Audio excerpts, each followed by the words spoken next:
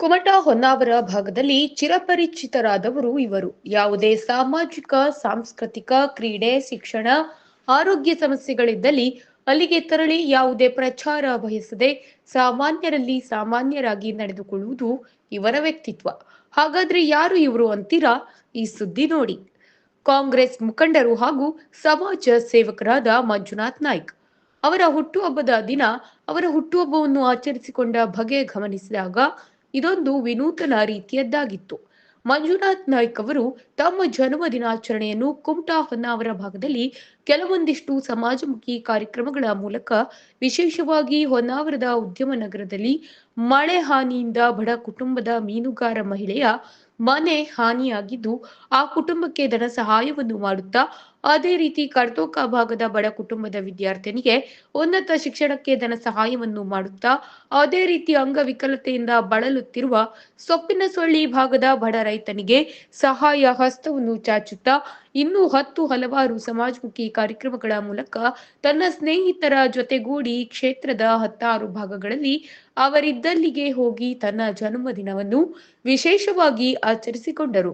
ಅದೇ ರೀತಿ ಹಿರೇಗುತ್ತಿ ಮೊರ್ಬಾ ಭಾಗದ ಅನಾರೋಗ್ಯ ಪೀಡಿತ ಬಡ ಕುಟುಂಬದ ಮಹಿಳೆಗೆ ಸಹಾಯ ಹಸ್ತವನ್ನು ಚಾಚುತ್ತಾ ಅಲ್ಲಿಯ ಸ್ಥಳೀಯರ ಜೊತೆಗೂಡಿ ತನ್ನ ಹುಟ್ಟುಹಬ್ಬವನ್ನು ಸರಳ ರೀತಿಯಲ್ಲಿ ಆಚರಿಸಿಕೊಂಡರು.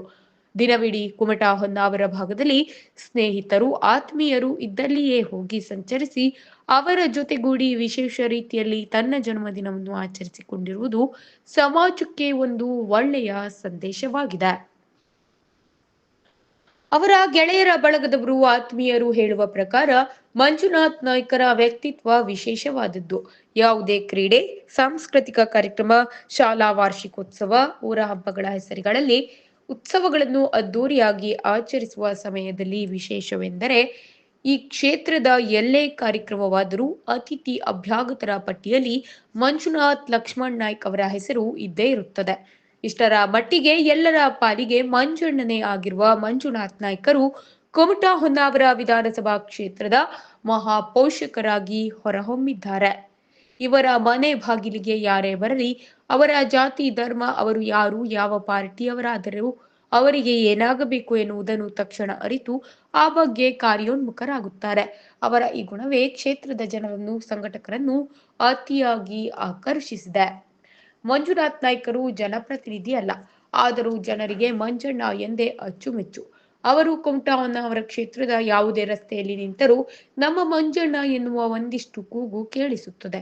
ಮಂಜಣ್ಣ ಕೇವಲ ದಾನದಿಂದ ಹೆಸರು ಗಳಿಸಿದ್ದಲ್ಲ, ಗುಣದಿಂದಲೂ ನಾಮಶ್ರೇಷ್ಠರಾಗಿದ್ದಾರೆ. ಕೇವಲ ಕ್ರೀಡೆ, ಸಾಂಸ್ಕೃತಿಕ ಕಾರ್ಯಕ್ರಮಗಳಿಗಷ್ಟೇ ಅಲ್ಲದೆ ವೈಯಕ್ತಿಕವಾಗಿ ಸಾವಿರಾರು ಯುವಕರಿಗೆ ಸಹಾಯ ಹಸ್ತ ನೀಡಿದ್ದಾರೆ. ಅನಾರೋಗ್ಯ ಪೀಡಿತರ ಕಷ್ಟಗಳಿಗೆ ನೆರವಾಗಿದ್ದಾರೆ. ಅನೇಕರ ಮಂಗಲ ಕಾರ್ಯಕ್ಕೂ ಕಾಂಚನದ ಮೂಲಕ ಶುಭ ಹಾರೈಸಿದ್ದಾರೆ.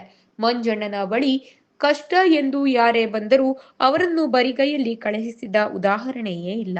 ಮಂಜುನಾಥ್ ನಾಯ್ಕರು ಎಲ್ಲೇ ಹೋದರೂ ಜನ ಮುತ್ತಿಕೊಳ್ಳುತ್ತಾರೆ, ತಮ್ಮ ಕಷ್ಟ ಸುಖಗಳನ್ನು ಹೇಳಿಕೊಳ್ಳುತ್ತಾರೆ. ಅವರ ಇಂಥ ವ್ಯಕ್ತಿತ್ವಕ್ಕೆ, ಮಾನವೀಯ ಗುಣಗಳಿಗೆ ಕುಮಟಾ ಹೊನ್ನಾವರದ ಅವರ ಆತ್ಮೀಯರು ತಾವಿದ್ದಲ್ಲಿ ಅವರನ್ನು ಕರೆಯಿಸಿ ಈ ರೀತಿಯಲ್ಲಿ ಅವರ ಹುಟ್ಟುಹಬ್ಬವನ್ನು ಆಚರಿಸುವುದರ ಮೂಲಕ ಅವರಿಗೆ ಶುಭ ಹಾರೈಸಿದ್ದಾರೆ.